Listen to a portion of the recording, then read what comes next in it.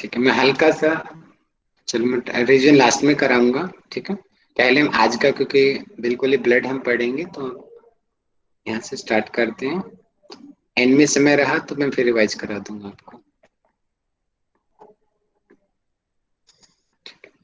ये question paper में आ ही चुका है, जो पहली ही लाइन मैंने लिखी हुई है कि ब्लड क्या है।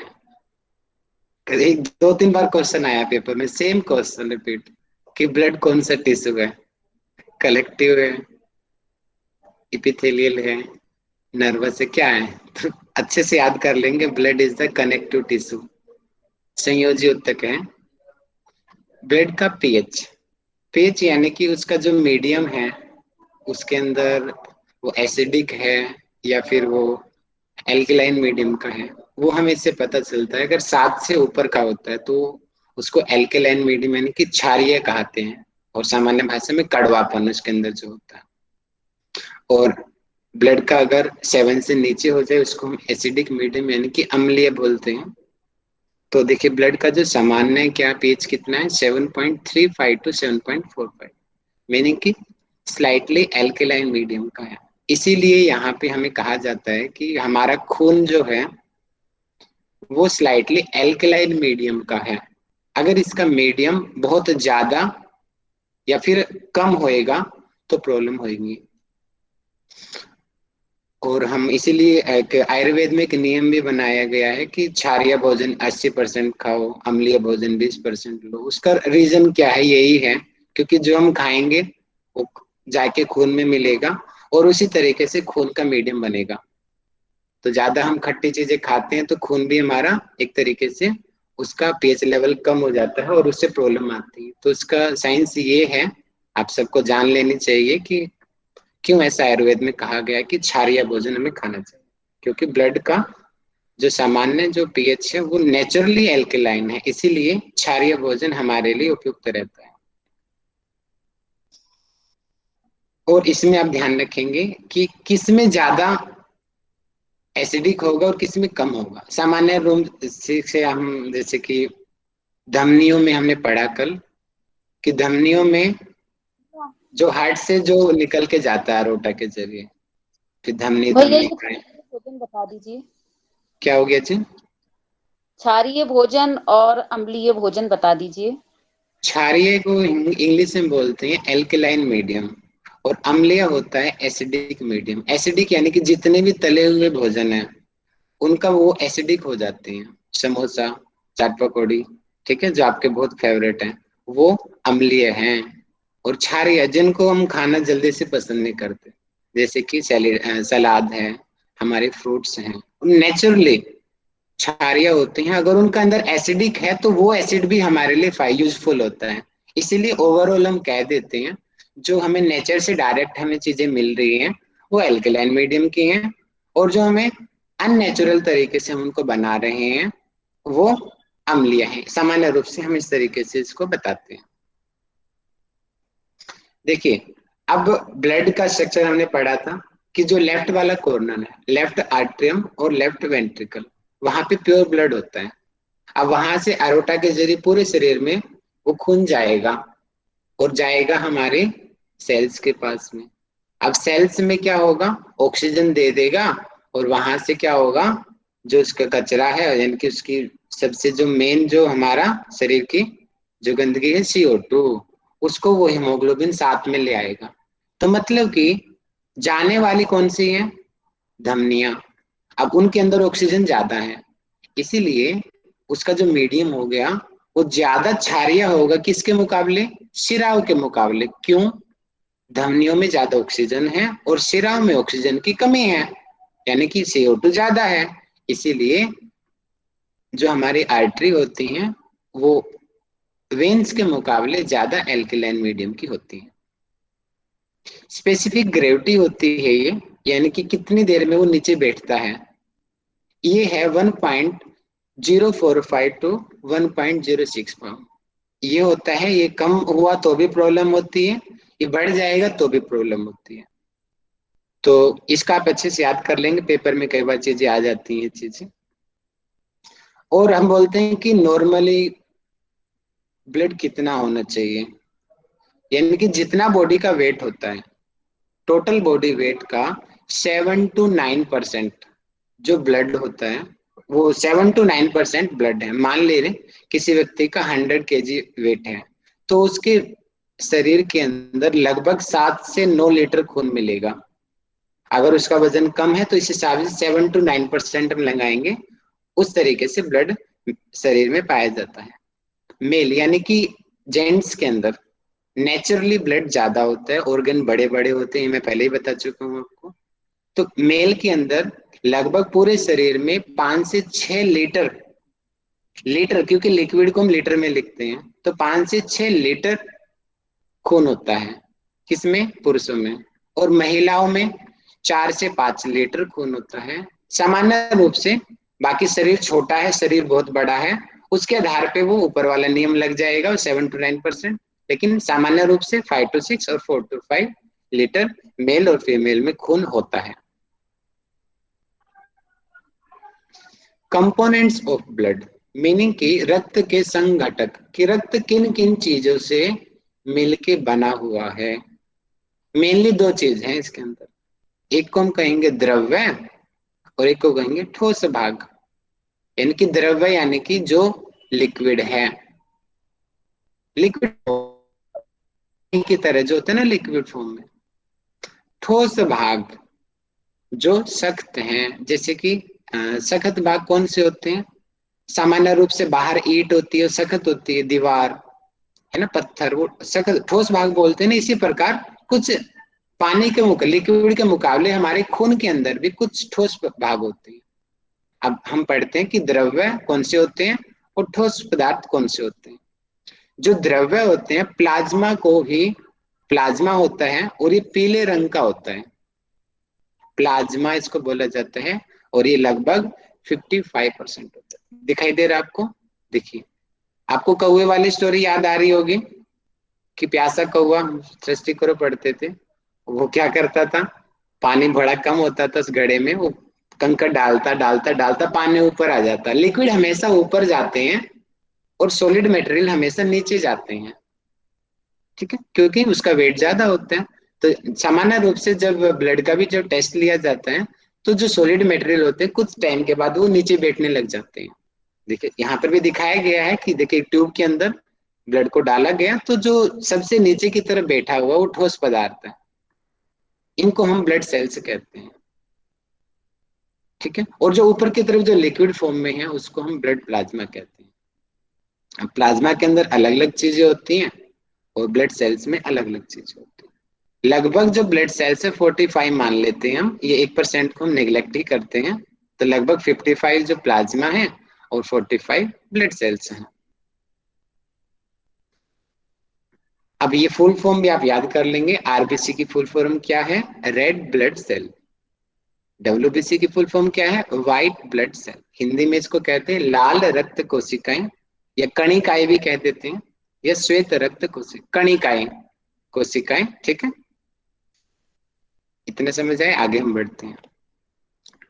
प्लाज्मा, अब हम प्लाज्मा को स्टडी कर रहे हैं, ये वाले पार्ट को।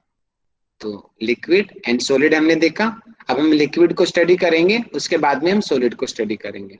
तो प्लाज्मा को अब हम और अच्छे से, यानी कि जो 55% है, अभी 55 में से देखेंगे हम, कंफ्यूज मत होना है। 55 में से जो चीजें आएंगी 90%, 10%, वो 55 का होगा, ओवरऑल ब्लड का नहीं होगा। इस चीज का ध्यान रखना।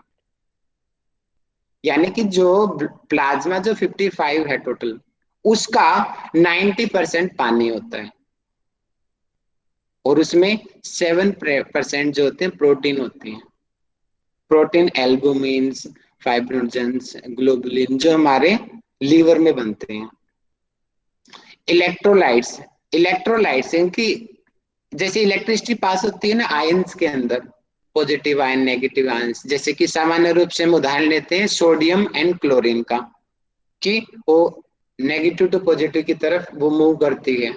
यानी कि एक तरीके से आयनिक जो बैलेंसिंग होती है। अगर आयंस अच्छे होंगे तो हमारा जो जो अंदर की अंदर के जो सर्किट है वो ठीक से काम करेगा। तो इसमें 3% जो है इलेक्ट्रोलाइट्स होते हैं, और मेनली सोडियम होता है, क्लोरीन होता है, अमीनो एसिड, ग्लूकोज और इसके अलावा ऑर्गेनिक एंड इनऑर्गेनिक जो सब्सटेंसेस भी पाए जाते हैं। तो 90% पानी हो गया, 7% प्रोटीन हो गया।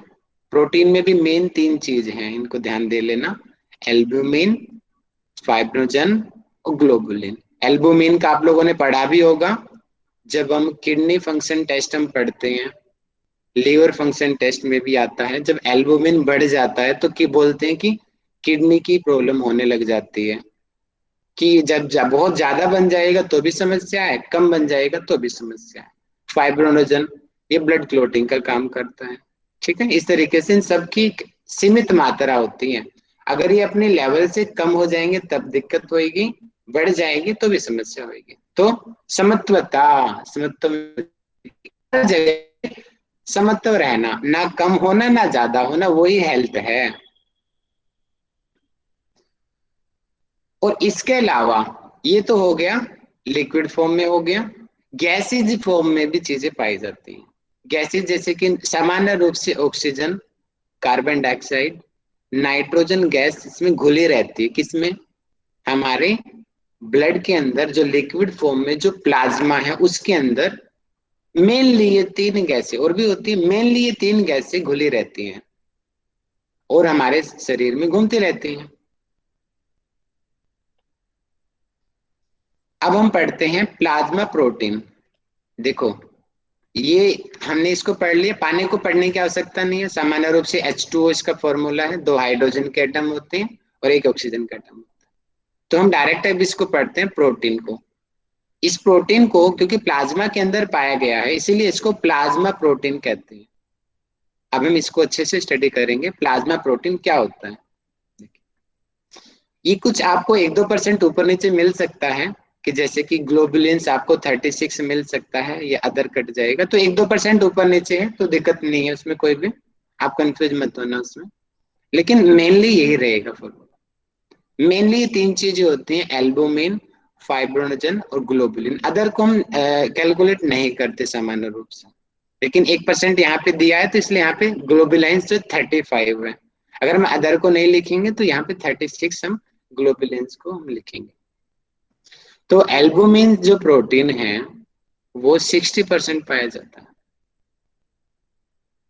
फाइब्रोनोजन जो है 4% पाया जाता है और ग्लोबुलिन्स जो है 35% पाया जाता है। और इसके अलावा जो अदर और जो इसके अलावा और प्रोटीन्स भी होते हैं वो ना के बराबर होते हैं, 1%। इसमें भी आपको दिखाई दे रहा, कलरिंग भी देखो बताया गया पिक्चर के अंदर। जो इसका देखिए हल्का सा येलो कलर में एल्बुमिन दिखाई कि कितना ज्यादा, लगभग 60% ये टोटल प्लाज्मा प्रोटीन है। ग्लोबुलिन्स ग्रीन कलर में दिखाया गया 35% में। फाइब्रोनोजन जो है ये इस कलर में दिखाया गया, और जो अदर है वो लगभग न के बराबर इसलिए दिख भी नहीं रहे हैं वो 1%। तो एल्बुमिन क्या होता है, टोटल 60% होता है और इसका सबसे मेन काम होता है ऑस्मेटिक प्रेशर बनाना। ऑस्मेटिक प्रेशर को आप सामान्य रूप से समझिए, आपने कभी बादाम को, बादाम तो चलो सामान्य हो गया, थोड़ा और अच्छा, किशमिश को पानी में भिगोया है। क्या होता है, किशमिश पानी में डालते हैं तो क्या होता है कि किशमिश फूल जाती है। वो किसकी वजह से होती है, वो ऑस्मेटिक प्रेशर की वजह से होती है, कि बाहर का पानी किशमिश के अंदर आ जाता है। आवश्यकता पड़ने पर अगर बाहर की जो चीजें अगर कम हो जाएंगी तो किशमिश से वापस भी चला जाएगा पानी बाहर। तो ये अंदर और बाहर बैलेंस करने के लिए चीजें होती हैं। तो उसी को ही ऑस्मेटिक प्रेशर कहा जाता है, कि दाब सामान्य बनाए रखने। और इसकी वजह से क्या होता है, ऑस्मेटिक प्रेशर बना रहेगा तो जो पानी है हमारे खून में रुका रहेगा। अगर ऑस्मेटिक प्रेशर ज्यादा हो जाएगा तो पानी की मात्रा खून में बढ़ जाएगी। अगर ऑस्मेटिक प्रेशर कम हो जाएगा तो पानी ही खत्म हो जाएगा हमारे खून के अंदर। इसका मतलब कि खून की कमी हो जाएगी हमारे, क्योंकि 99% तो प्लाज्मा का पानी ही है, 90% तो ये ऑस्मेटिक प्रेशर को कंट्रोल करने का काम किसका है, एल्बुमिन का। इसकी वजह से ही पानी हमारे खून में रुका रहता है। और इसकी प्रॉब्लम भी होती है, पानी मान लेते हैं कि ऑस्मेटिक प्रेशर हमारा बढ़ गया, सॉरी कम हो गया, तो पानी कम रुकेगा खून में, और वो पानी कहीं तो जाएगा। तो क्या होगा, हमारे जो टिश्यू हैं, ऊतक हैं, हमारी स्किन है, वहां पे जाके वो पानी स्टोर हो जाएगा। और पानी स्टोर होते ही क्या होएगा, स्वेलिंग होएगी। स्वेलिंग होते ही सूजन, शरीर थकने लगेगा। उसको एक एडिमा रोग भी दिया, नीचे दिया हुआ ये रहा, ओडिमा। ओडिमा रोग हो जाएगा उसको। तो ओडिमा रोग क्यों होता है, ऑस्मेटिक प्रेशर जब कम हो जाता है, यहाँ पे आप कम का निशान लगा लेना, टाइपिंग में नहीं लगाया गया। इसको मैं नीचे एरो करके दिखा देता हूँ, ऐसे, ठीक है। यानी कि ऑस्मेटिक प्रेशर जब कम हुआ, एल्बुमिन जब कम हुआ, इसको मैं नीचे एरो कर दिया कि एल्बुमिन जब कम हुआ तो ऑस्मेटिक प्रेशर भी कम हुआ। ऑस्मेटिक प्रेशर जब कम हुआ तो जो पानी है कम रुकेगा हमारे खून में, फिर वो पानी कहीं और जाएगा, तो हमारे जो उत्तक हैं, टिश्यूज में जाकर के स्टोर हो जाएगा। और पानी वहां पे जाके जब स्टोर होएगा तो वहां पे सूजन आएगी, और उसी सूजन को बीमारी दी जाती है, उसका नाम है ओडिमा। ओडिमा रोग उसको हम कहते हैं। अब हम पढ़ते हैं फाइब्रोनोजन। फाइब्रोजन लगभग 4% होते हैं, और ये बहुत बहुत इंपॉर्टेंट टॉपिक है ये फाइब्रोजन का। एग्जाम में बहुत बार आता है ये, क्योंकि ब्लड क्लोटिंग, ब्लड क्लोटिंग अगर कई लोगों की नहीं होती, ज्यादातर शुगर वालों की नहीं होती है, 2-3 प्रॉब्लम हो रहा है उसमें ब्लड क्लोटिंग नहीं होती है, उनको एक बार चोट लग जाती है, उनका ठीक ही नहीं होती वो प्रॉब्लम, सालों साल, महीनों महीनों लग जाते हैं। लेकिन हम लोग, आप लोगों ने देखा होगा कि आपको भी किचन में आप चाकू से कुछ काट रहे हो, और आपका चाकू कट लग गया आपके हाथ पे, तो खून बहने लग जाता है। और बाद में आप देखते भी हो, 1-2-3 मिनट के बाद में वो खून अपने आप आना बंद हो जाता है। क्यों हो जाता है बंद, वो हमने तो कुछ किया नहीं, लेकिन जब चोट लगी तो ऑटोमेटिक क्या होगा, यहाँ पे इन चीजों की, इनकी फंक्शनिंग शुरू हो जाएगी हमारे खून के अंदर। वो फिर एक तैसे बनाने लगेंगे, जैसे कि मान लेते हैं कि यहाँ से कटिंग हुई, तो ये एक तरीके से इसको रोक देगा, बांध बना देगा, फिर वो खून बाहर नहीं आएगा। इसलिए नेचुरली जो हमारे ब्लड लॉस को जो रोकने वाला काम है वो फाइब्रोजन का होता है। जब फाइब्रोजन बहुत कम हो जाएंगे तो चोट लगने पे खून नहीं रुकेगा, और हमारे शरीर में खून की कमी हो जाएगी।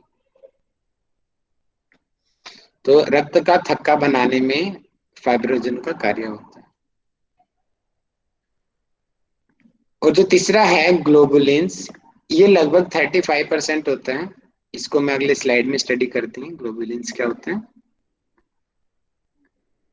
आप ज्यादा खाली पॉइंट ध्यान रखेंगे, बहुत ज्यादा गहरा जाने की आवश्यकता नहीं है, इतना ज्यादा पेपर में भी नहीं आता है, लेकिन मेन मेन आप ऊपर का आपको याद होना चाहिए, क्योंकि यहीं से मैं आपको थेरेपी भी साथ साथ में कवर करवा रहा हूँ, ताकि जब हम आगे थेरेपी पढ़ेंगे वहां पे आपको दिक्कत ना आए, क्यों सूजन हुई, है ना, क्यों दिक्कतें हुई, क्यों हमें खाने में ये चीजें लेनी चाहिए, प्रोटीन, इन चीजों का आप यहीं से आप समझेंगे तो आगे आपको जल्दी चीजें समझ आ जाएंगी।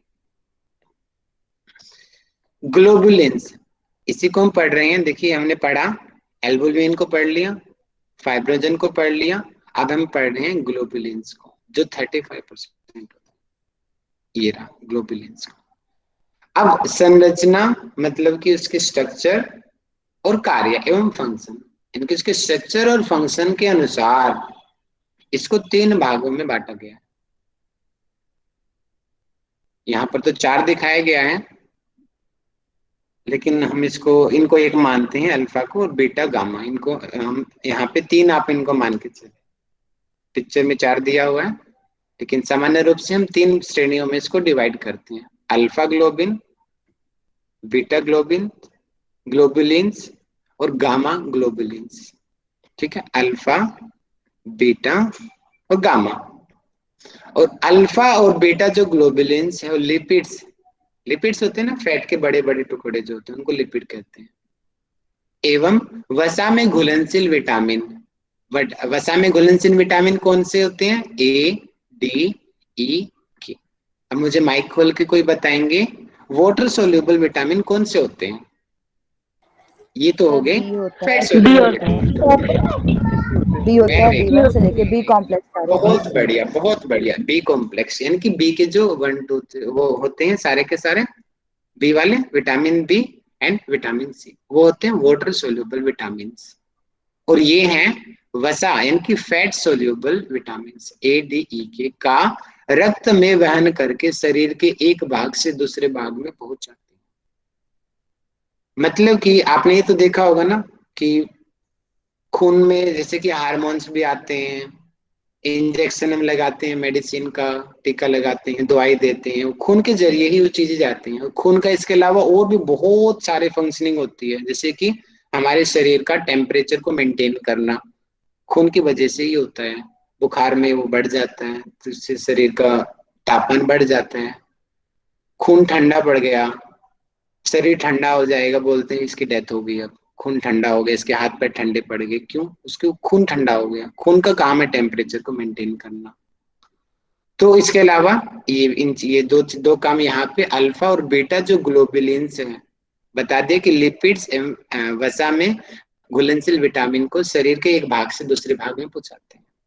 कि विटामिन ए डी ई के, ये विटामिन ए का निर्माण हमारे लीवर में हुआ, डी का निर्माण हमारे किडनी में हुआ, ई के जो हमें खाने से मिलते हैं, के का किडनी में भी वहां पे पीसीटी और डीसीटी में रीअब्जॉर्प्शन होता है पोटेशियम का। तो ये जो और खाने से भी हमें ये चीजें मिलती हैं, इनका जिस भाग में जाके स्टोर होनी है ताकि हमें आवश्यकता पड़ने पे वो चीज काम आए, तो उसका काम ये अल्फा और बीटा ग्लोबुलिन्स का काम होता है। इसके अलावा गामा ग्लोबुलिन्स जो होता है इम्यूनोग्लोबिन होता है। अब मुझे कोई माइक खोल के बताएंगे इम्यूनोग्लोबिन का अर्थ क्या सामान्य रूप से हम लेते हैं, इसके नाम में ही छिपा हुआ है इम्यूनोग्लोबुलिन। इम्यून इम्यूनो, सिस्टम में काम आता है जब हम इम्यूनिटी। Very good. इसका इसका काम होता है हमारे जो मतलब कि उसको इम्यूनिटी को बढ़ाने के लिए, देखिए नाम बढ़ाओ ना, इम्यूनो। इम्यूनिटी बढ़ाने वाले ऑर्गन कौन कौन से होते हैं? हमारे थाइमस ग्लैंड है, स्प्लिन है, टॉन्सिल्स हैं, लिम्फ नोड है ना, अपेंडिक्स है, ये हमारे इम्यूनिटी के, ठीक है, और जगह है जहां पे इम्यूनिटी बनती है। तो जो गामा ग्लोबुलिन्स होते हैं इसको हम इम्यूनोग्लोबुलिन भी कहते हैं। इसका काम कर देखिए, ये एंटीबॉडी के रूप में कार्य करती हैं। एंटीबॉडी क्या होती है? मतलब कि कोई बाहर से बैक्टीरिया कोई आया, उसके अगेंस्ट जो बॉडी उसको किल करने के लिए जो ऑटोमेटिक नेचुरली जो बॉडी के अंदर बनते हैं उसको एंटीबॉडी कहते हैं। जैसे कि अभी कोरोना काल चल रहा है, इंजेक्शन स्टार्ट हो गए हैं लगने, तो उसको शॉर्ट करके छोटे रूप में हमने वायरस को शरीर में डाला गया उस इंजेक्शन के जरिए। अब उसकी मात्रा कम कर दी गई, उसकी एनर्जी कम कर दी गई, तो बॉडी के अंदर नेचुरली एंटीबॉडी बनने लगेंगी। और फ्यूचर में जब दोबारा से कोरोना का अटैक हमारे ऊपर आएगा तो वो हमारे ऊपर इफेक्ट नहीं डालेगा। इसी प्रकार और वायरस और बैक्टीरिया भी होते हैं, हमारे एंटीबॉडी बन जाती है शरीर में, और एक बार एंटीबॉडी बन गई वो लाइफ टाइम तक बनी रहती है। ये हमारे इम्यूनिटी सिस्टम की काफी बहुत बड़ी विशेषता है। बचपन में हमें चेचक हो गया, अब दोबारा कभी नहीं होएगा, बहुत रेयर चांस है दोबारा वो चीज होने की, क्योंकि वो इम्यूनिटी पहले ही बॉडी के अंदर आ चुकी है।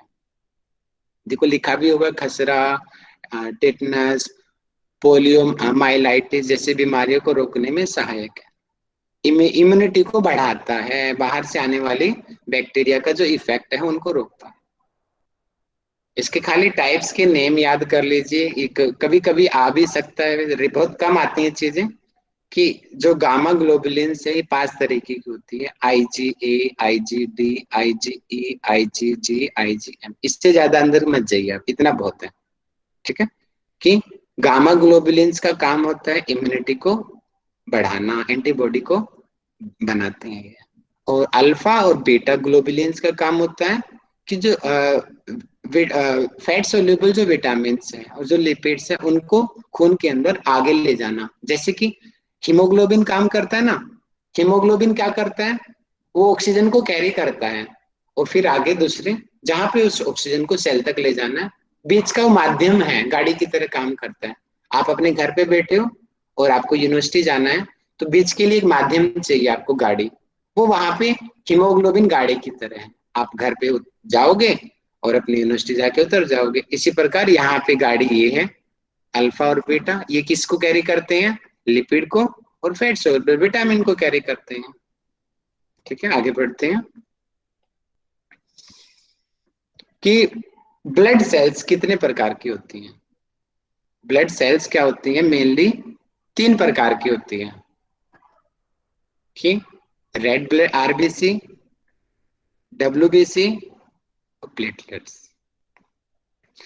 आरबीसीज को हम एरिथ्रोसाइट्स भी कहते हैं मेडिकल लैंग्वेज में, और डब्ल्यूबीसी को ल्यूकोसाइट्स कहते हैं, और प्लेटलेट्स को थ्रोम्बोसाइट्स कहा जाता है।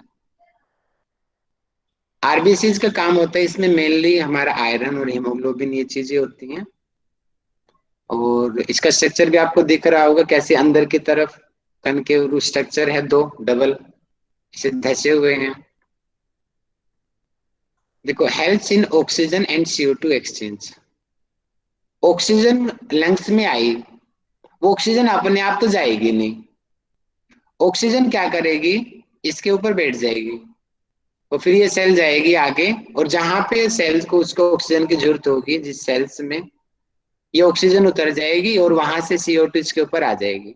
तो मतलब कि O2 यानी कि ऑक्सीजन और कार्बन डाइऑक्साइड को एक्सचेंजिंग में ये हेल्प करता है, उसको ट्रेवलिंग में भी हेल्प करता है। कौन? आरबीसी।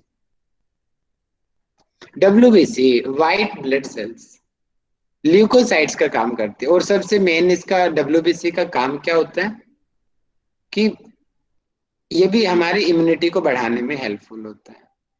इसके इसको 2 भागों में डिवाइड किया जाता है, एक तो बोला जाता है कि कणिकाएं और एक अकणिकाएं, कि पहले जो 3 चीजें हैं मैं आगे पढ़ाऊंगा अभी, न्यूट्रोफिल, इसिनोफिल और बेसोफिल, ये और लिम्फोसाइट।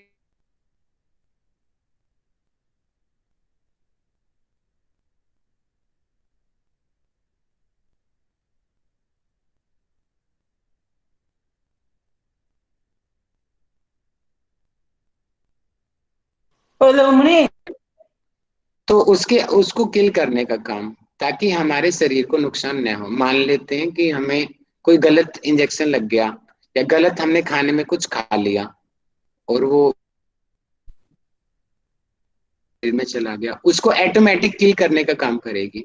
इसको हम बोलते हैं कि हमारे शरीर की प्रोटेक्शन, आर्मी भी बोलते हैं कि हमारे शरीर की सुरक्षा कवच है ये। डब्ल्यूबीसी अगर कम हो जाएगी तो ऑटोमेटिक उसकी जो होगी रोग प्रतिरोधक क्षमता कम हो जाएगी। अब मुझे कोई एक पर्सन नाम बताइए, कोई एक बीमारी का एक सबसे मेजर प्रॉब्लम है बहुत ज्यादा, वो कौन सी बीमारी है जिसमें डब्ल्यूबीसी काम करना बंद कर देती है? Blood cancer. Blood cancer. Blood cancer. और भी एक और जो मैं सुनना चाह रहा हूँ ब्लड बहुत, जो कैंसर तो बढ़ जाता है WB. AIDS AIDS AIDS. Very good, AIDS बहुत बड़े। एड्स है एड्स की सर, समस्या आपने सुनी है ना, एड्स के ज्यादा फिजिकल कांटेक्ट बनाने से एड्स की समस्या होती है। अब एक्चुअल में एड्स से कोई प्रॉब्लम नहीं है एक्चुअल में, लेकिन उसकी वजह से प्रॉब्लम ज्यादा होती है। तो जो एड्स का जो पेशेंट होगा उसके बॉडी के अंदर डब्ल्यूबीसी नहीं बनती, कम बनती है, मतलब कि उसकी इम्यूनिटी बिल्कुल वीक हो जाती है। छोटा सा वायरल फीवर भी हुआ वो भी उसके लिए पहाड़ हो जाएगा। छोटी छोटी कोई चीजें भी हुई, उसको कट हो गया, इंजरी होगी, वो भी उसकी ठीक नहीं होगी, क्योंकि क्या होगा, डब्ल्यूबीसी उसकी नहीं है। तो बहुत फेमस है कि हमारे एड्स की प्रॉब्लम के अंदर डब्ल्यूबीसी वर्क करना कम कर देते हैं, जिसकी वजह से बोलते हैं कि एड्स महामारी बोलते हैं ना उसको, क्योंकि ये काम होती नहीं है उसके अंदर फिर, जिसकी वजह से छोटी छोटी प्रॉब्लम भी जो एड्स का पेशेंट के लिए बहुत बड़ी हो जाती है। प्लेटलेट्स। प्लेटलेट्स आप बताओ, आप लोगों ने सुना होगा, एक मच्छरों से एक बीमारी होती है और सुना होगा प्लेट, बताइए कोई इसके बारे में। Dengue dengue. हाँ sir, dengue. Dengue. Dengue. Very good, याद आ रहा है ना, देखो कान खोल के पढ़ो अच्छे से। सामान्य भाषा में हम इनको यूज करते हैं ना, बोलते हैं ना कि प्लेट कम हो गई हमारे बोलते हैं कि प्लेट कम हो गई। मैं पहले सोचता था, मम्मी बोलती प्लेट कम होगी, उसकी प्लेट कम होगी। मैं प्लेट क्या होती है भैया, एक्चुअल में प्लेटलेट्स होती हैं, और बोलचाल की भाषा में पूरा तो हम बोलते नहीं, हम बोलते हैं कि प्लेट कम होगी, प्लेट कम होगी। प्लेट, ये प्लेटलेट्स होती हैं जिसकी वजह से डेंगू फीवर होता है। इसकी मात्रा खून में कम हो जाती है। फिर कोई बताओ उसमें क्या क्या चीजें हम खिलाते हैं उस पेशेंट को। गिलोय पपीता भैया खिलाते कीवी खिलाते हैं, नारियल नारियल का पानी केवी केवी पिलाते हैं, वेरी पपीता गुड। खिलाते हैं, और गिलोय का सबसे रस ज्यादा पिलाते हैं। जो फेमस है भेड़ का चुकंदर, भेड़ का, गधी दूध, का, बकरी का दूध। ऊँटनी का दूध पिलाते हैं उसको, और 2-2 हज़ार रुपए बकरी किलो का। बिकता है वो दूध। वो काम क्या करता है, वो हमारे प्लेटलेट्स को बढ़ाता है। वो चीज होती है, गिलोय हो गया, और इसके अलावा और भी कई आयुर्वेदिक कई औषधियां होती हैं। वो इन प्लेटलेट्स को बढ़ाती है। प्लेटलेट्स जब बढ़ जाएंगी तो ऑटोमेटिक जो हमें बुखार हो रहा है उस डेंगू की वजह से, तो वो अपने आप ही ठीक हो जाएगा। ठीक है, तो ये 3 सेल्स होगी, आरबीसी, डब्ल्यूबीसी एंड प्लेटलेट्स। अब हम आके थोड़ा थोड़ा और गहराई से स्टडी करते हैं इन तीनों चीजों को। देखिए, बस मैंने मेन पॉइंट लिए हैं, बहुत गहरा हमने नहीं उठाया मैंने आपकी दृष्टि से, ताकि नहीं तो आप कंफ्यूज हो जाते। इसलिए मैंने मेन मेन चीज उठाई है कि कौन सा कितने दिन होता है और कितनी संख्या होती है, इतना ही आता है पेपर में। इससे गहरा उसका साइज, डायमीटर, ये चीजें हमारे में नहीं आएंगी, बहुत रेयर चांस है आने की। तो हम खाली इतना ही अध्ययन करते हैं कि जो आरबीसी है, रेड ब्लड सेल्स, वो लगभग 120 दिन यानी कि लगभग 4 महीने तक वो जिंदा रहती है। 4 महीने तक जो आरबीसी हैं वो जिंदा रहती है, फिर अपने आप डेथ हो जाती है उनकी। फिर नई आरबीसी बनती है, बोन मैरो के अंदर बनती है, वहां से फिर अपना काम शुरू करते हैं। इसी प्रकार ये प्रोडक्शन और जो डेथ होने का काम है अपने आप चलता रहता है बॉडी में। डब्ल्यूबीसी देखिए 13 से 20 दिन, ये थोड़ा है क्योंकि फिक्स नहीं है, कोई 5 भी अगर यहाँ पे लिख दे तो भी गलत नहीं है, और 1 महीना भी लिख दे तो भी गलत नहीं है। तो ये इसके क्योंकि अलग अलग है, सबका अलग अलग कोई जिंदा रहती है, तो लगभग 13 से 20 हम बोल देते हैं। डब्ल्यूबीसी इतने दिनों तक लगभग जिंदा रहती है हमारे, होती है। हर लगभग 15 दिन बाद, 20 दिन बाद नई डब्ल्यूबीसी हमारे शरीर में बनती है। इसलिए बोलते हैं कि अपने खाने का ध्यान रखो, नहीं तो थोड़े दिन तो इम्यूनिटी ठीक है आपकी, क्योंकि अब फिर दोबारा से दूसरी डब्ल्यूबीसी बनेगी और आपने डाइट कर दिया गड़बड़, तो फिर डब्ल्यूबीसी नहीं बनेगी तो बीमार हम हो जाएंगे। इसीलिए तो बोलते हैं कि निरंतरता, खाने की भी निरंतरता होनी चाहिए, सात्विक वाली। इसका ये रीजन है ताकि समय समय पे ये चीजें जो ऑटोमेटिक जो किल हो रही हैं वो अपने आप बन सके, और हमारा खाना बहुत ज्यादा हेल्पफुल होता है। ये तो देखिए और भी कम हो गया। प्लेटलेट्स हर 5 से 9 दिन में डेथ हो जाती है और दूसरी प्लेटलेट्स ऑटोमेटिक बन जाती हैं। जैसे कि अभी बताया था ना, भेड़ का दूध, ऊँटनी का दूध, गधी का दूध, गिलोय, नारियल पानी, इन चीजों को लेने से प्लेटलेट्स में काफी इंप्रूवमेंट आती है, बढ़ती है ये। और इनकी संख्या कितनी होती है? आरबीसी लगभग 40 से 60 लाख प्रति घन मिलीमीटर, और प्रति घन मिलीमीटर को हम इसमें मैथमेटिक्स रूप में इस तरीके से लिखते हैं, एमएम को हम लिखते हैं मिलीमीटर, अगर हमें घन करना है तो क्यूब इसके ऊपर लगा देंगे, तो इसको हम इस तरीके से हम लिख सकते हैं, जो मैंने ऐसे लिख दिया कि 40 से 60 लाख, लाख देखिए इतनी ज्यादा मात्रा में, और ये भी खाली एक ड्रॉप में। मान लेते हैं कि एक छोटी सी ड्रॉप हमने उठाई है, उसके अंदर 40 से 60 लाख होंगी। ये इतनी छोटी छोटी होती हैं, देख लीजिए। और पूरे खून में तो कितनी होंगी, करोड़ों अरबों आरबीसी होंगी पूरे खून के अंदर। और उस छोटी सी ड्रॉप को हमने उठाया, ये घात नहीं आएगा, घन आएगा, ठीक है, घन न। तो डब्ल्यूबीसी 4,000 से लगभग 11,000 हो गई है, ठीक है, गलती से हो गया। 4,000 से लगभग 11,000 प्रति घन मिलीमीटर होती है। और एक टेस्ट होता है, जब हमें डॉक्टर क्या करता है, बीमारी को पता लगाता है।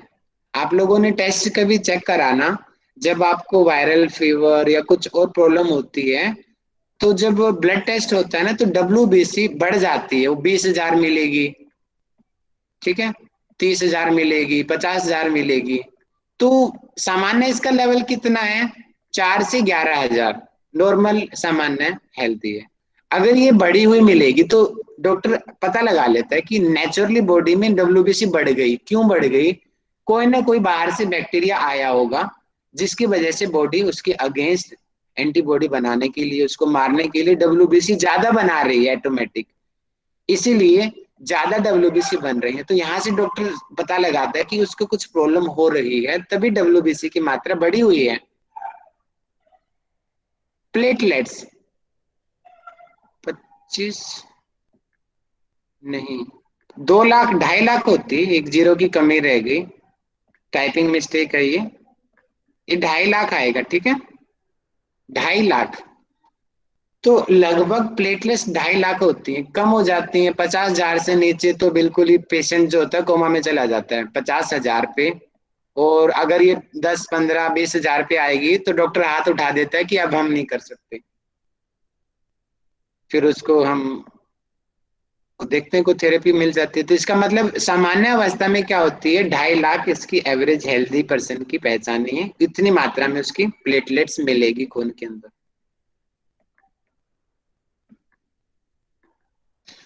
हीमोग्लोबिन, हीमोग्लोबिन के अंदर आयरन होता है और ये आरबीसीज के अंदर होता है, और इसका जो 95 जो ग्लोबिन प्रोटीन होता है और 5% हिमेटिन होता है, ये आयरन को हम बोलते हैं।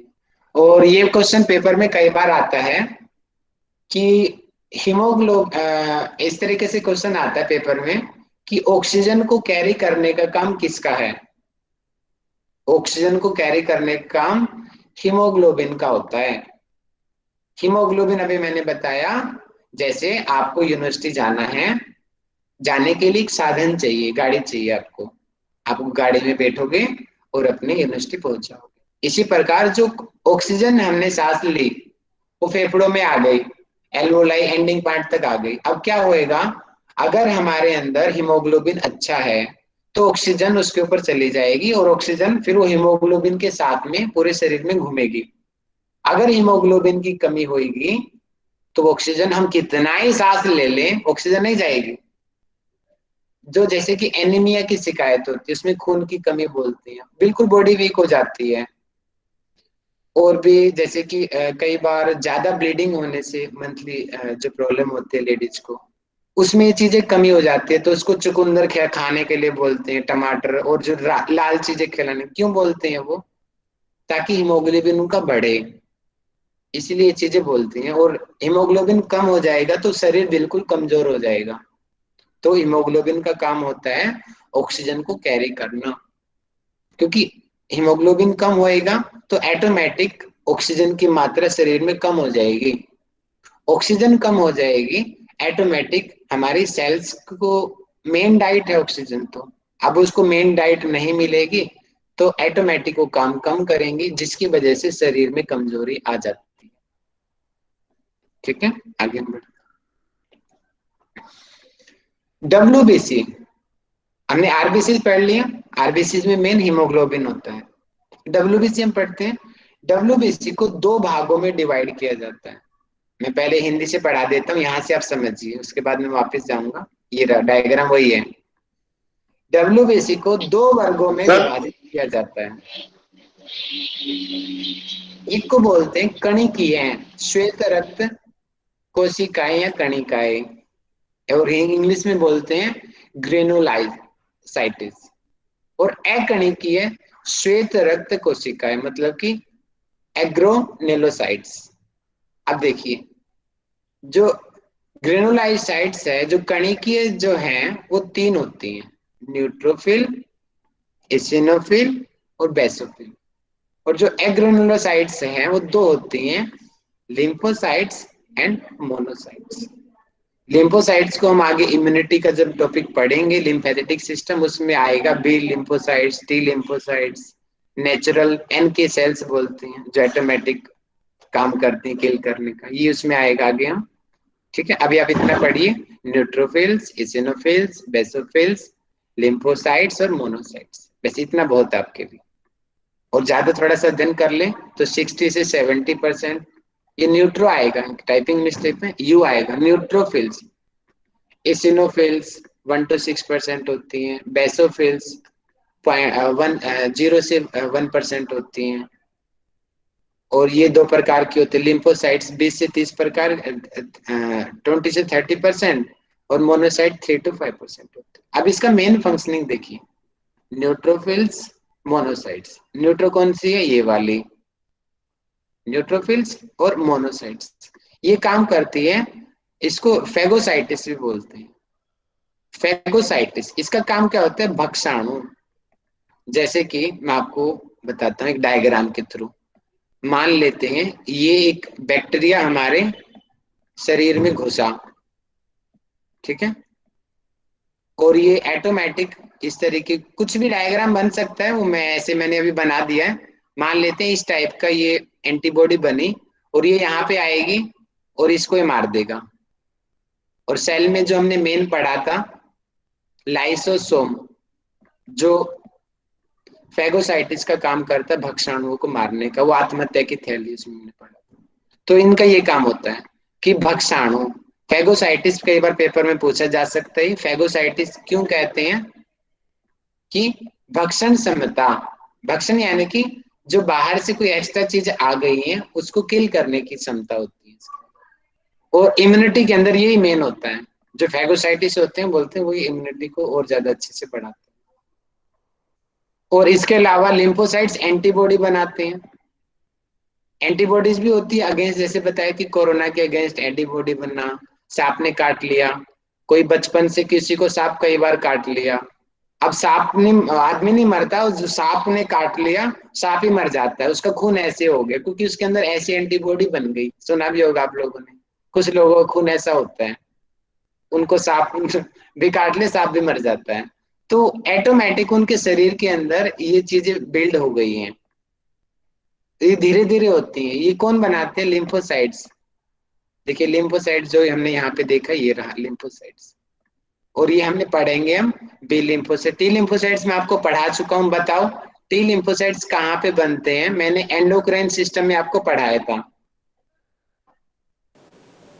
चेस्ट के पास होता है, हाइपोथैलेमस ऐसे कुछ होता है। थोड़ा सा चूक गए, बिल्कुल ठीक जा रहे थे, नाम में थाइमस, नेमिंग गलत हो गया। थाइमस। Very good. थाइमस में हमने पढ़ा था ना कि वो टी सेल्स बनाती हैं, टी लिम्फोसाइट्स बनते हैं, ठीक है, वो यही है वो, ठीक है, टी लिम्फोसाइट्स। आगे हम बढ़ते हैं। प्लेटलेट्स। प्लेटलेट्स का काम होता है खून का थक्का बनाना। देखो ये रे प्लेटलेट्स दिख रहे हैं आपको, जो ऑरेंज कलर के दिखाई दे रहे हैं। और एक मैंने हिपेरिन आपको पढ़ाया था, याद होगा, जब हम डायलिसिस को भी हम स्टडी कर रहे थे, उसमें भी अलग से हिपेरिन दिया जाता है। उसका काम क्या होता है कि हिपेरिन की कमी की इनएक्टिव जब हो जाएगा तो क्या होगा, खून जम जाता है। और थ्रोम्बोसाइट्स के अंदर ऑटोमेटिक ये चीज एक्टिव रहती है, और ये जब हमें कोई चोट लगती है तो ब्लड क्लोटिंग में हेल्पफुल होता है। अब ब्लड क्लोटिंग 4 स्टेप में इसको हम देखते हैं। ब्लड क्लोटिंग के step 1, step 2, step 3 and step 4, इन चारों को हम एक एक करके पढ़ते हैं। देखिए, damage platelets and tissue cells release thrombocytes, इसको आप पढ़ेंगे थ्रोम्बोप्लास्टिन, सॉरी, जो थ्रोम्बोप्लास्टिन को रिलीज किया किसने? जो डैमेज प्लेटलेट्स हैं या डैमेज टिश्यू है जहां पे चोट लगी। और अब थ्रोम्बोप्लास्टिन क्या करेगा? हेल्थ इंफॉर्मेशन, मतलब कि बनाने में मदद करेगा किसको? Of enzyme name thrombokinase. देखो आपको दिख रहा है थ्रोम्बोकाइनेस, ये रहा प्लास्टिन, हाँ ये काइनेस हो गया, काइनेस एंजाइम, अच्छा थ्रोम्बोप्लास्टिन। अच्छा यहाँ पे इन्होंने पिक्चर में गलत, आगे और आएगा ये पिक्चर में, एरो आप बना के यहाँ पे लिख लेंगे थ्रोम्बोप्लास्टिन, ठीक है, थ्रोम्बोप्लास्टिन आ जाएगा। अब जो यहाँ पे जो थ्रोम्बोकाइनेस, थ्रोम्बोप्लास्टिन से थ्रोम्बोकाइनेस एंजाइम बना। थ्रोम्बोकाइनेस क्या होगा? देखिए आप इस पिक्चर से समझिए,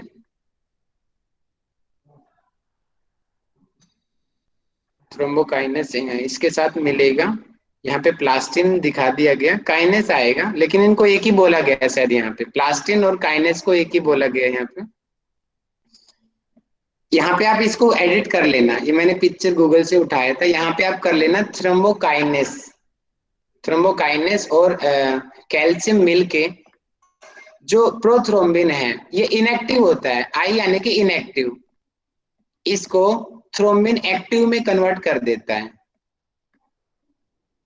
और थ्रोम्बिन क्या करेगा, जो फाइब्रोजन है, फाइब्रोजन यानी कि जो प्रोटीन होता है, ये थ्रोम्बिन उस पे प्रेजेंट रह करके फाइब्रोनोजिन जो इनएक्टिव है, मतलब कि जो अक्रियाशील है, उसको फाइब्रिन यानी कि एक्टिव बना देता है, जिसकी वजह से जो फाइब्रिन होता है वो ब्लड क्लोटिंग में हेल्पफुल होता है।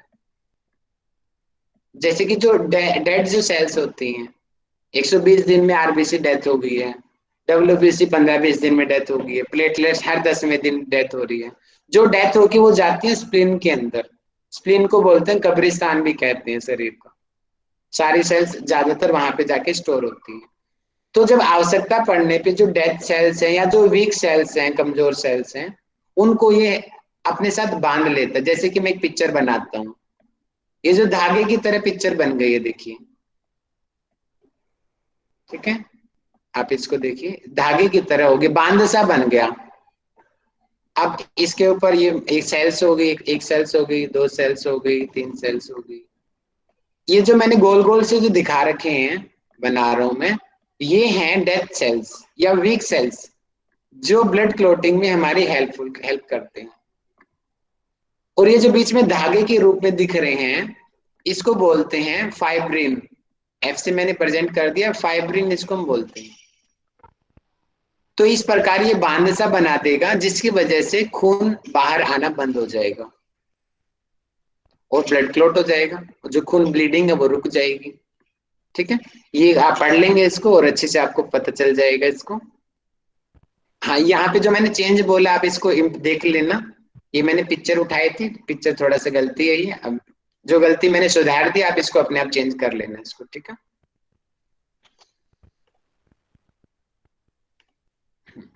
कार्डियक साइकिल हम पढ़ते हैं, आप सब में संयम बना के रखेंगे, आज हम इस टॉपिक को पूरा करेंगे, ठीक है। कार्डियक साइकिल मतलब कि हृदय के अंदर चलने वाला जो चक्र है, और वो कितना टाइम लेता है कि देखिए, एक हृदय स्पंद के आरंभ से लेकर दूसरे स्पंद के आरंभ के बीच में घटनाक्रम को हृदय चक्र कहते हैं। जैसे कि बोलते हैं ना कि दिन किसको बोलते हैं, सूर्योदय से लेकर के सूर्यास्त तक वो दिन होता है, फिर आगे सूर्योदय से फिर सूर्यास्त तक होगा। इसी प्रकार ये वही है कि एक बार हृदय स्पंद हुआ और बाद में वापस बंद हुआ, तो ये पूरे इसको हृदय चक्र कहते हैं। हृदय चक्र में क्या होता है, खून ट्रेवल होता है एक जगह से दूसरी जगह पे। आर्ट्रियम और वेंट्रिकल हमने कल पढ़े थे, एट्रियम बड़े होते हैं, वेंट्रिकल छोटे होते हैं। राइट एट्रियम लेफ्ट एट्रियम से बड़ा होता है, और नीचे वेंट्रिकल में लेफ्ट वेंट्रिकल राइट वेंट्रिकल से बड़ा होता है, ठीक है। और आर्ट्रियम में, जो लेफ्ट एट्रियम में खून आता है कहां से, लंग्स से आता है, पल्मोनरी वेन्स के जरिए। और राइट एट्रियम में अशुद्ध रक्त आता है कहां से, 3 चीज हमने पढ़ी थी। एक तो हमने पढ़ी थी ऊपर से आता है inferior vena, superior vena cava, inferior vena cava, ठीक है, वहां से अशुद्ध रक्त आया और फिर वहां से वो चीज आएंगी नीचे, दिख रही है, नीचे वेंट्रिकल में आती है, और फिर यहां से फिर ये जाएगी पल्मोनरी आर्टरी और अरोटा के जरिए। पल्मोनरी आर्टरी के जरिए जाएगी लंग्स में, और अरोटा के जरिए जाएगी पूरे शरीर में। तो इसी का जो टाइमिंग है, उसी को ही कार्डिक साइकिल कहते हैं, कि खून गया और फिर आया, गया और आया, एक खून हार्ट में आया और गया, ये जो पूरा जो टाइम है वो 0.8 सेकेंड का। हृदय चक्र का जो समय है उसको हम देखते हैं कि 1 मिनट, मिनट आएगा, टाइपिंग मिस्टेक है, 1 मिनट को हम डिवाइड करेंगे और लगभग 72 टाइम्स धड़कता है, धड़कन होती है। धड़कन किससे होती है, माइक खोल के बताओ, मैंने कल बताया था। धड़कन के लिए रिस्पॉन्सिबल कौन सी चीज है हमारे हार्ट के अंदर, पेसमेकर। Pacemaker, very good. ऐसे नोड जिसको हमने बोला था, ऐसे नोड जो एक्शन पोटेंशियल 1 मिनट में 72 टाइम्स जनरेट करता है, जिसकी वजह से हमारा हार्ट धड़कता है। तो हमने 1 मिनट यानी कि 60 सेकेंड्स डिवाइड में 72 टाइम्स किया, तो 0.8 सेकेंड आया। ये जो टाइम है, इसको हम कहते हैं, ये है हृदय चक्र का समय। ये पेपर में आया हुआ है पहले भी कि हृदय चक्र का समय कितना होता है, 0.8 सेकेंड होता है। सिस्टोल और डायस्टोल, अच्छा टाइम कितना ज्यादा हो जाएगा। आज मैं इतना ही कराऊंगा, ये बता देता हूँ आपको, इसके बाद मैं कल बताऊंगा, नहीं तो जल्दबाजी में होएगा नहीं फिर आगे, ठीक है। आप इतना समझ लीजिए, सिस्टोल का मतलब कि कॉन्ट्रैक्ट होना, सिकुड़ना। जैसे कि मेरी मुट्ठी दिख रही है आपको, अभी मेरी मुट्ठी खुली हुई है, अब मैंने इसको बंद किया, सिस्टोल हो गया, कॉन्ट्रैक्ट होगी चीजें। अब ये वापस खोल दिया, रिलैक्स हो गई, ये डायस्टोल हो गया। तो सिस्टोल यानी कि कॉन्ट्रैक्ट होना, बंद होना। डिस्टोल यानी कि वापस अपनी जगह पे आ जाना। जब हमारा हार्ट सिस्टोल होता है मतलब कि सिकुड़ता है, तो खून का दबाव बनेगा और वो खून फिर बाहर जाएगा, क्योंकि जब मैंने हाथ में कोई चीज दबाई तो वो चीजें बाहर निकलेंगी ना साइड से। इसी प्रकार हार्ट जब बंद होएगा तो हार्ट के अंदर खून है, वो खून का प्रेशर बन के बाहर निकलेगा। मैं जितना फोर्सफुली मुट्ठी बंद करूंगा, मेरे हाथ के अंदर जो चीज होगी फोर्सफुली बाहर चली जाएगी, तो वो है सिस्टोल। और डायस्टोल, वापस वो मुट्ठी खोलेंगी। इसी के आधार पे बीपी भी आप देखते हो ना, दो तरीके का बीपी होता है, बोलते हैं ऊपर का लगभग 120 होना चाहिए, नीचे का लगभग 80 होना चाहिए, वो यही है। ठीक है, उसके बारे में गहराई से मैं आपको कल पढ़ाऊंगा, स्लाइड्स में आज भेज दूंगा, कुछ पढ़ लेना, ठीक है। आज मैं इतना ही रखता हूँ, टाइम काफी ज्यादा हो गया है। आशा है कि इतना मैं कोशिश तो थी आज करा दूं, लेकिन रह गया, कल हम इसको कंप्लीट कर लेंगे, ठीक है। किसी का कोई डाउट हो तो बता दीजिए। सर राहुल सर, जी बताइए, पैरासिटिक इन्फेक्शन क्या होता है? दोबारा बोलना।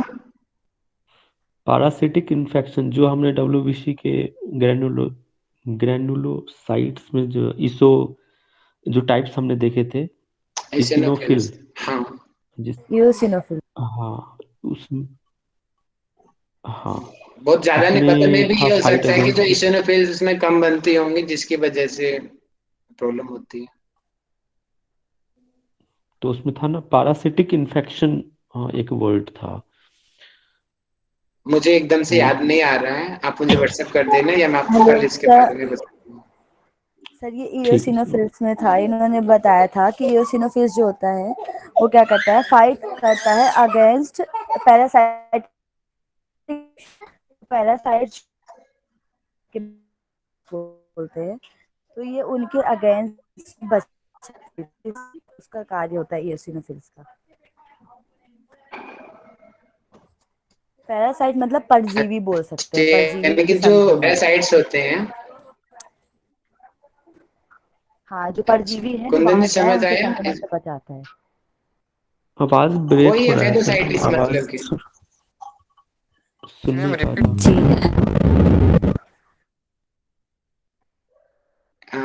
फेगोसाइटिस का है, लगभग उसी की उसका तरीके मतलब से होता है काम हिंदी करता में है। परजीवी। परजीवी यानी कि जो बाहर से जो चीजें आती हैं ना हमारे खून में, ठीक है, उनको किल करने का काम करता है, उनको हटाने का काम करता है। ठीक है, नाम थोड़ा सा वो हो गया, लेकिन मतलब वही है वहां पर भी, फेगोसाइटिस का। ठीक है, कोई और किसी का कोई डाउट हो तो बताइए, या फिर मैं क्वेश्चनिंग स्टार्ट करता हूँ। के मरीज होते हैं उनके अंदर जो बताया था एक, वो सर बनता नहीं है ना, इस वजह से उनका खून का थक्का नहीं जमता। हाँ, दोबारा बोलने एक बार क्वेश्चन अपना। सर आपने बताया था जो शुगर के मरीज होते हैं उनमें एक प्रोटीन होता है, पाया जाता है अपने ब्लड में, वो कम बनता है, इस वजह से खून का थक्का नहीं जमता है। हाँ वो भी होता है, थ्रोम्बिन बोलते हैं ना जी उसको। जी सर। हाँ, जब भी तो जो ग्लूकोज वाले शुगर वाले जो पेशेंट होते हैं, उनको एक चोट लग जाएगी ना, महीनों महीनों तक उनकी चोट ठीक नहीं होती है। अच्छा, उनको तो चलिए मैं क्वेश्चनिंग घाव भी स्टार्ट जल्दी करता हूँ। भी होता है सर। हाँ, जो मैं डायबिटीज आज डायबिटीज का क्वेश्चन है, आज जो मैंने पढ़ाया है, मैं उसकी क्विज कर लेता हूँ, बाकी आपके डाउट्स आप एंड में ले लेना मेरे से, ठीक है। तो मैसेज करके बताएं सभी तैयार हैं। सर कल का ही पूछ लेना। कल का भी मैं पूछ लूंगा, ठीक है, कल भी रह गया था। तो मैं तैयार है सभी क्विज के लिए।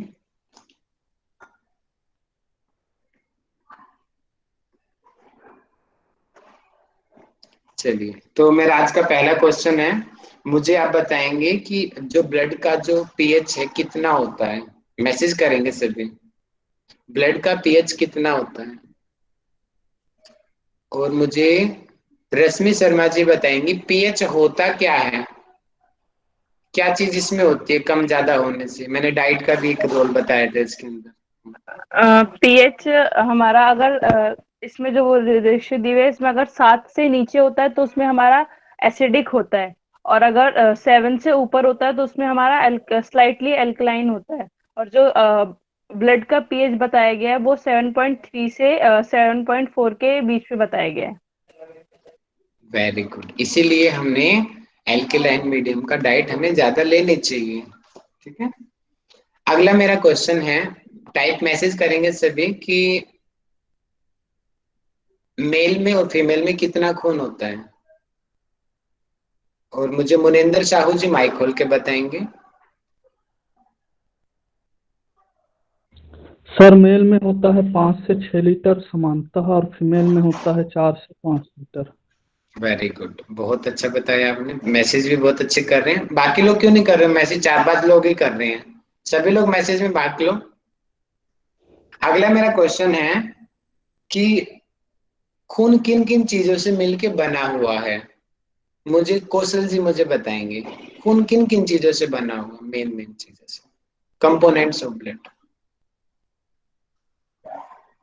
ठोस और द्रव्य होता है, जिसमें द्रव्य में पीला पीला रंग प्लाज्मा होता है 55% और ठोस भाग में 3 चीजें होती हैं, वो ब्लड सेल्स है, उसमें एक तो आरबीसी है red blood cells, WBC white blood sales, और तीसरा है प्लेटलेट्स।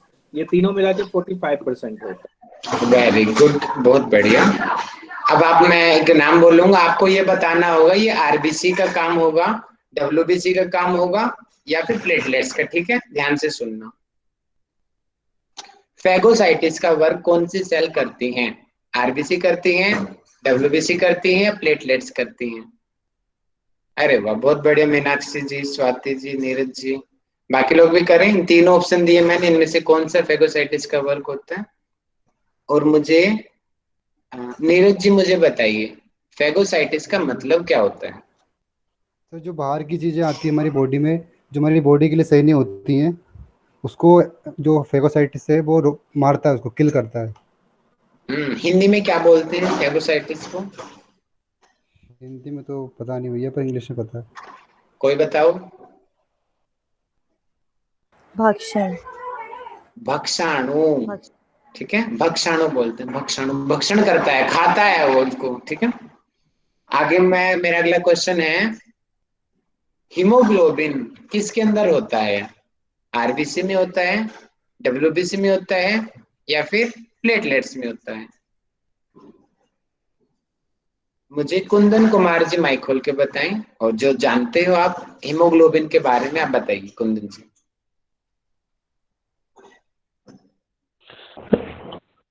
हीमोग्लोबिन तो सर ये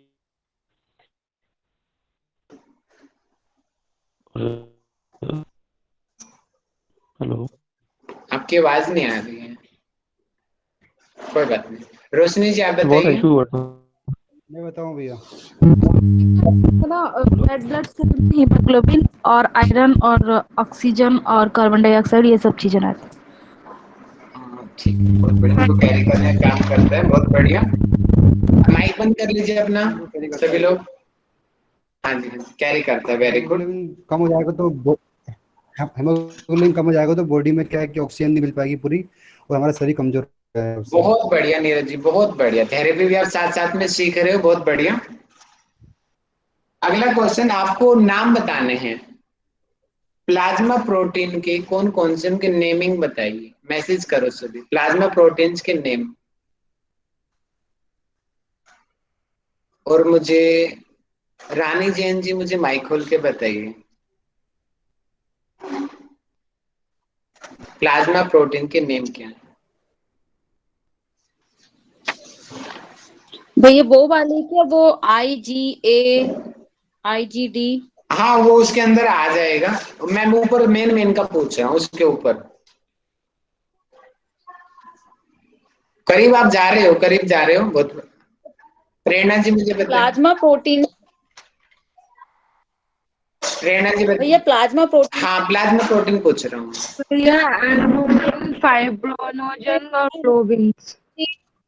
वेरी गुड, एल्बुमिन्स, फाइब्रोजन और ग्लोबुलिन्स, ठीक है, और ग्लोबिन। वेरी गुड, हाँ, बहुत अच्छा 6। बताया आपने। अगला मेरा क्वेश्चन है, मुझे बताएंगे, ये हो गया।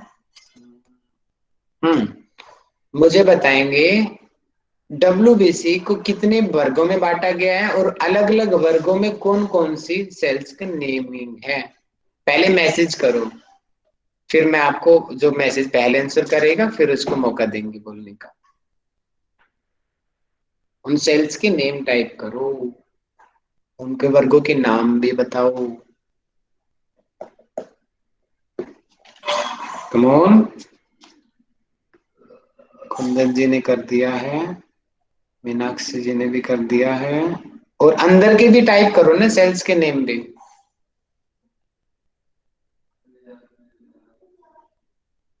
स्वाति जी माइक खोल के मुझे बताएं। 2 वर्गों में जो WBC को बांटा गया है, एक ग्रैन्युलर और अग्रैन्युलर। अग्रैन्युलर में न्यूट्रोफिल, इसिनोफिल और बेसोफिल, और ग्रैन्युलर में न्यूट्रोफिल, इसिनोफिल और बेसोफिल, और अग्रैन्युलर में लिम्फोसाइट और मोनोसाइट। वेरी गुड, बहुत बढ़िया।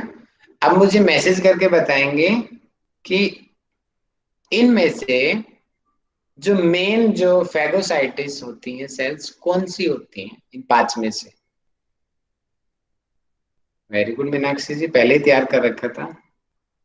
नहीं नहीं नहीं, अच्छा पहले वाला का आंसर था आपका ये।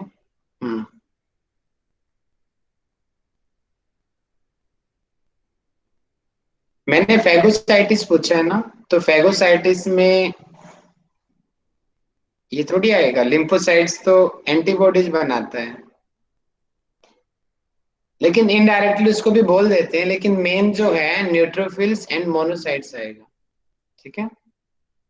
भैया मैंने न्यूट्रोफिल से बोला था, ऊपर लिखा ओके है। जी, ओके मीनाक्षी जी।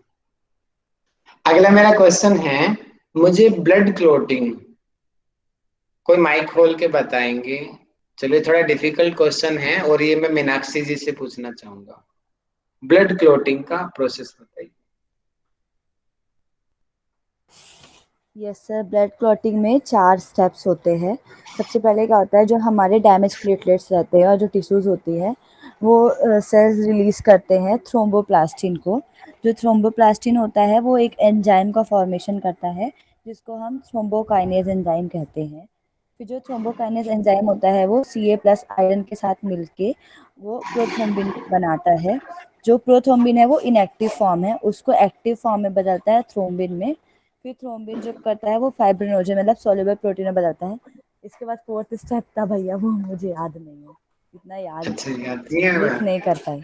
कौन लिख नहीं बताएगा पाई। 4th स्टेप क्या होता है। लास्ट पे आ गए थे, मैंने रेसे रेसे बताया तो याद आ रहा है मीनाक्षी जी, डायग्राम बताओ क्या था, वही आएगा लास्ट स्टेप। वो जाली सी बनाकर भैया उसमें वो सेल्स स्टेप अटक जाली वाली जाते हैं तो संरचना। उससे क्लोटिंग होती है, प्लेटलेट्स उसमें उस जाके जाली अटकते में हैं। धागे का नाम क्या दिया था मैंने, बताओ।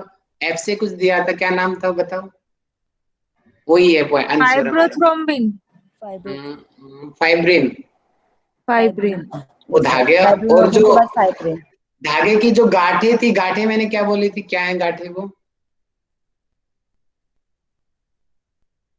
नहीं गांठें याद आ तो रहा याद है। नहीं है भैया, ऐसे ही आपने कुछ बताया था कि सेल्स उसमें जाके अटक जाते हैं, प्लेटलेट्स होते हैं, फाइब्रिन होते हैं, हाँ वो हाँ, उसमें जाली बना देते हैं। अच्छी सेल्स नहीं, डेड या वीक सेल्स, हाँ, डेड जो वो सेल्स यूज नहीं बताइए है आप। उनका, ठीक है, जो वो हाँ। वहां पे हमारे देखो, हमारा देखो कूड़े से भी अच्छी चीज निकाल ली, जो चीज डेथ हो चुकी है उसका भी देखो शरीर कैसे यूज कर रहा है कितने अच्छे तरीके से। ये हमारे शरीर की कितनी अच्छी मैकेनिज्म है, तो भैया बेकार ये चीजों को वाली भी जो यूज कर डेड दिया। सेल्स हैं, जो वीक सेल्स हैं, तो ये स्पिलिन से निकल कर आती हैं खून जमाने के लिए, मतलब खून ब्लड में घूम क्लॉटिंग। रही होती है, और ये स्प्लीन से खून भी में आ जाती है जब ज्यादा जरूरत पड़ती है तो। बाकी खून में जो वीक सेल घूम रही होती है, पता है कि मरने वाली है, उसी को लगा दो भैया, अच्छा। ठीक है। अब पता है कि कोई एक आदमी की डेथ होने वाली है बुजुर्ग की, और किसी आदमी को आंखों की जरूरत है, तो आप बताओ कि आंखें आप किसकी लोगे, जवान की लोगे बूढ़े की लोगे? जिसका कम समय होगा भैया। कम समय वो यहाँ पे होती है वीक सेल का मतलब कि जो मरने वाली है, जो कमजोर हो चुकी है, उसको यहाँ पे यूज कर लेते हैं हम ब्लड क्लोटिंग के अंदर। ठीक है, आगे मेरा क्वेश्चन है, मैंने बहुत कम, मैं शायद ज्यादा डीप चला गया बताने में, इसलिए मैं आज करा नहीं पाया टॉपिक ये। मुझे कार्डियक साइकिल कौन बताएगा? राधिका जी बताएंगे कार्डियक साइकिल क्या होती है। राधिका जी कार्डियक साइकिल बताइए। कार्डियक साइकिल भैया बताती हूँ। वो एक मिनट में 72 बार हमारा दिल धड़कता है भैया। जी। वो 72 मिनट 8 सेकंड में होता है। 8 सेकंड या कुछ और? थोड़ा सा चुप रहे हो आप हल्का सा। आज थोड़ा मुझे ज्यादा समझ नहीं आया भैया। नहीं नहीं बिल्कुल ठीक जा रहे हो, पॉइंट आप भूल गए। 0.8, ठीक है 0.8 0.8 सेकंड। सेकेंड। हाँ ठीक है 0.8 सेकंड, ये टोटल जो टाइम होता है वो हमारे हृदय चक्र का टाइम होता है। कल हम 0.8 सेकंड को अच्छे से जानेंगे कि 0.1 सेकंड में क्या होता है, 0.3 में क्या होता है, 0.7 वो मैं कल बता दूंगा आपको। आज समय कम था इसलिए बता नहीं पाया मैं। जी भैया। ठीक है, ये आज हमारा ये। और दूसरी चीज और, सिस्टोल और डायस्टोल जो मैंने एंड में समझाया था, मुझे मैं बताऊं रोशनी भैया? जी। मैं बता रहा हाँ हूँ। प्रेरणा जी बताओ। भैया उसमें होता है स्टोल जो होता है ना वो मुट्ठी बंद करना होता है। मतलब कि जैसे हृदय जो है जब सिकुड़ता है तो उसमें जो भरा हुआ ब्लड होता है वो बाहर निकलता है। और जब वो डिस्टोल जो होता है मतलब कि वो अपनी आकृति में वापस आता है, पूरा खुलता है, तो उसके अंदर जो बाहर का ब्लड है वो उसके अंदर जाता है। तो वही एक प्रक्रिया चलती रहती है जिससे कि ऑक्सीजनेटेड और डीऑक्सीजनेटेड ब्लड निकलता और जाता है, बाहर आता ओ है। वाह, बहुत अच्छा आपने एक्सप्लेन कर दिया। इसका मतलब कल मैं पढ़ाऊंगा, बहुत अच्छे से समझ जाओगे अगर आपने ये चीज समझ लिया तो। कल का टॉपिक बहुत आसान हो भैया जाएगा हार्ट आपके लिए, सिस्टोल और डायस्टोल वाला। भैया हार्ट पढ़ लिया बहुत अच्छे तरीके से। पढ़ लिया नीरज जी? क्वेश्चन पढ़ा बहुत आपको। बढ़िया। कैसा लग जी, रहा है आपको पढ़ के? क्वेश्चन पूछ लीजिए, आप तो बता दूंगा कौन से भी। अच्छा पूछ लूं?